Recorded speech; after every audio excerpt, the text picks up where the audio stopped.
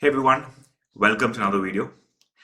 So in this video, we'll try and understand one of India's biggest GST frauds committed till date to the tune of 1,825 crores worth of GST.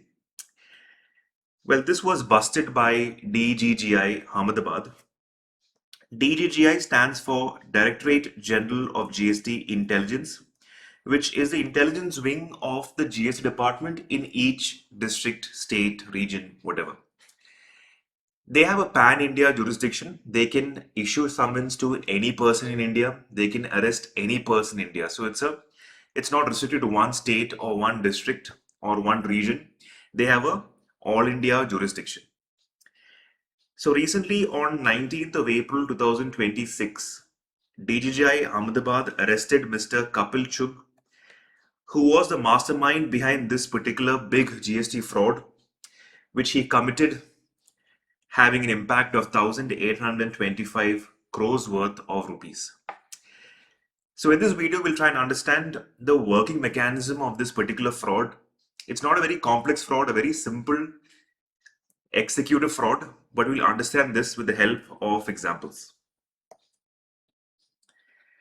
Now, firstly, it's important to understand what the investigation revealed or how DGGI busted this particular fraud. So in the scene, there was Mr. Kapil Chugh and his close associate, Mr. Vipin Sharma.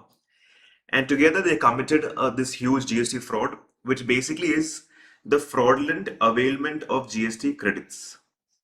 That is, they showed fake purchases, fake purchase bills, which had GST figures on that particular bill, and they had availed GST credits and utilized it or claimed refunds from the department to the tune of 1,825 crores committed over a period of many years, not in 1 or 2 years, but over a period of many cumulative years. So how did they do this is the main question. Well, the DGI had issued around 22 summons to Mr. Kapil, and he had conveniently ignored all the summons, and finally they had captured him at the Delhi airport when he was coming in from Dubai to India. So how did he orchestrate this particular fraud? Well, Kapil and his close friend Vipin devised a well-structured network of dummy firms. Dummy firm number 1, 2, 3, 4, 5, 6, 7, and they created an artificial trait of trading activities between these firms. Basically, what they did is they placed fake employees, fake firms, fake KYCs, and showed sales and fake purchases by the receiving firms. So you had fake purchase bills which had wrong GST figures on those bills, and they had shown the purchase of high value tobacco products, and on these tobacco products high GST was charged, and the receiving firms showing fake purchases had availed GST credits. So this was a well-structured network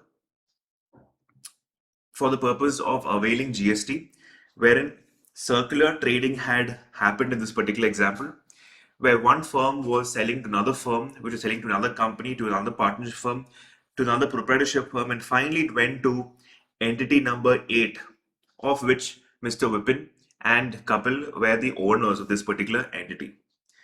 So finally, when it came to entity number 8, this was sold by entity number 7 to number 8. And of course, it had ineligible GST credits which were accumulated by entity number 8. What happened here was that from a lot of these dummy firms, ineligible ITC was availed, and finally it was routed to the 8th entity from the 7th entity. So you had 1, 2, 3, 4, 5, 6, which were part of the trading, fictitious trading network. And finally, a high value purchase was shown by entity number 8, which ultimately had the ineligible GST that the initial few firms had availed. Because to avail GST, you need to have a valid purchase invoice, and you need to have the goods come into your factory or come into your shop or whatever. If you don't have an invoice, or if you don't have goods coming in, then you really cannot take ITC. In this particular case, first of all, the purchase bill was fake, and secondly, they never had any goods coming in from one entity to another entity. Anyways, there was a lot of ineligible GST credits accumulated by entity number 8, and entity 8 was the last entity in the entire framework, and this was situated in the Kandla SEZ unit in the SEZ area. This, of course, was a special economic zone unit in Gujarat, and the main activity of this particular unit was to export out tobacco products either outside India or domestically within India. So when it's involved in the export of goods, then very well you can export without the charge of GST under the cover of an LUT. And when you do that, whatever is the GST credits that you have accumulated in your kitty, you can avail a refund of it from the department. So in this particular case, entity number 8, of which Mr. Kapil and Vipin were the owners, were involved mainly in the export of tobacco products without GST under the cover of something called a letter of untaking. And whatever GST that they had on their purchases, the accumulated ineligible GST, that they claimed a refund from the department.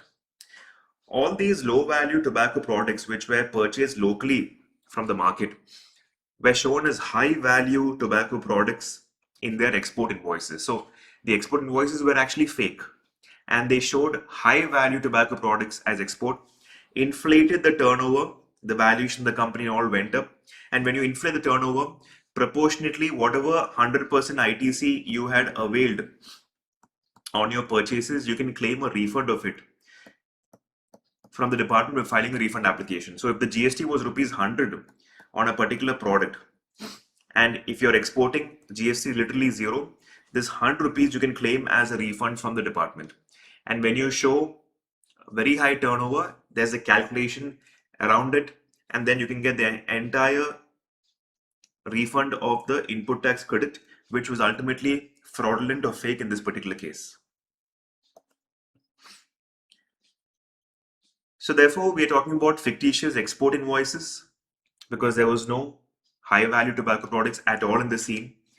eBay bills were also fake. You had repeated vehicle numbers, you had forged transport documents, and the DGGI went inside, and how they basically revealed this particular fraud was that they found a lot of common contact emails. They found a lot of common IP addresses. They found a lot of KYC documents which were ultimately having common names, random people, and therefore all these firms were connected, and that's how they busted this particular fraud. Well, these two guys are not new to committing frauds. Kapil Chugh, in fact, showed a very inflated turnover for his company, for which he got 11 crore loan from Yes Bank, for which a CBI investigation was already in place. His close associate Vipin Sharma got a SEBI order for showing a fake company valuation by boosting up his turnover, by increasing the GST sales and boosting up his turnover, and thereby showing a fake company valuation. And this was found out by SEBI, and an order was received. So this was how India's biggest GST fraud of 1,825 crores was busted, by using a simple idea of circular trading, by creating an artificial trait of trading activities between multiple dummy firms with fake purchase invoices, fake EVA bills, fake KYC documents, and ultimately fake export bills, so as to claim a heavy refund of around 1,800 crores from the GST department. Well, I hope I was able to make things clear in this particular video. If you like the video, you could show support to us by hitting the like button. If you want more videos like these on a regular basis through wave notifications, you could also think of hitting on the subscribe button. Till then, I'll see you guys in the next video. Take care and thank you.